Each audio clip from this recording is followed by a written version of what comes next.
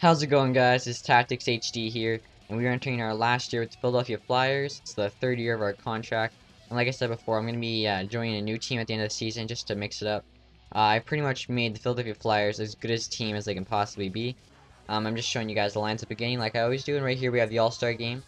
And in this All-Star game, we had Logan Couture on the third line as a wing, and we also had Bobrovsky and net, I believe. None of our defensemen made it because we dropped Subban. Remember, he wanted like 13 million, but Bobrovsky made it as the backup goalie.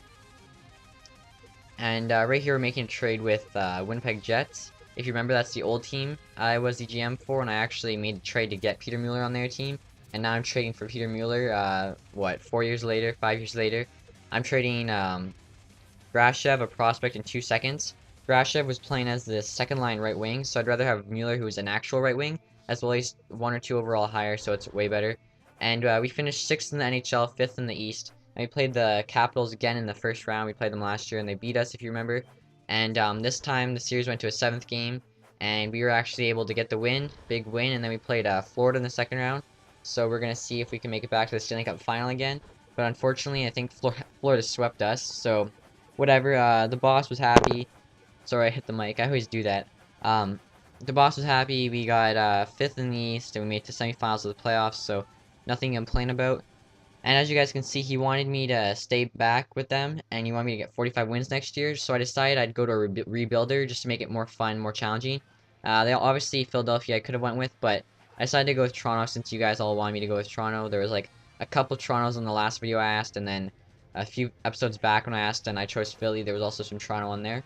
It's kind of funny too, because in the rebuilders they had Ottawa and Phoenix, and I had Ottawa getting last in the East and Phoenix getting last in the West in my 2011-2012 NHL season predictions. So I don't know, I just thought that was kind of funny. So right here, guys, I'm just showing you Toronto's team. As you can see, they have a stacked defense. Actually, I don't know how they're a rebuilding team. They have stacked defensemen. Their forwards, their centers were pretty good depth-wise. They got James Reimer net, 91 overall. The left wings, all they have was MacArthur and Kuhlman. And MacArthur wants a lot of money, if I remember correctly. And right here's the retired players. Longfist retired. Colby Armstrong retired from Philly.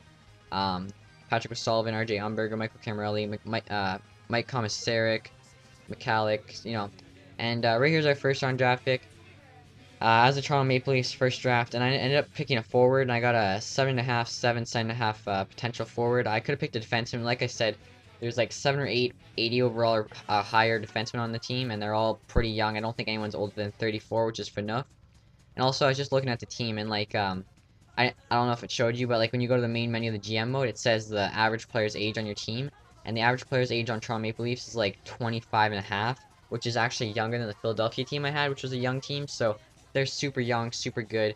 I don't know how they're rebuilding. They must have had a shit year last year, but I ended up signing pretty much everyone. I signed Phil Kessel for $7.5 million for 2 years. I think I do drop defenseman just because I had too many, and they wanted more money that I could give them. I ended up actually getting one of them for a qualifying offer, which saved me some cap, and then the other one I just waited the whole summer out to sign him, so I ended up saving 1 or 2 million on him. And I also seen that the AHL goalies and the backup goalies were kind of shit, besides one guy, so I released the one guy who wanted more money. And I released an AHL goalie, so the former AHL starting goalie will be the backup goalie will be the starter, and I'll have Jonas Hiller as the starting backup goalie. 84 overall with E potential because he's like 35 now, but he's good. Just come in for this 1 year to back up Reimer, and then next year we'll probably have the AHL goalie.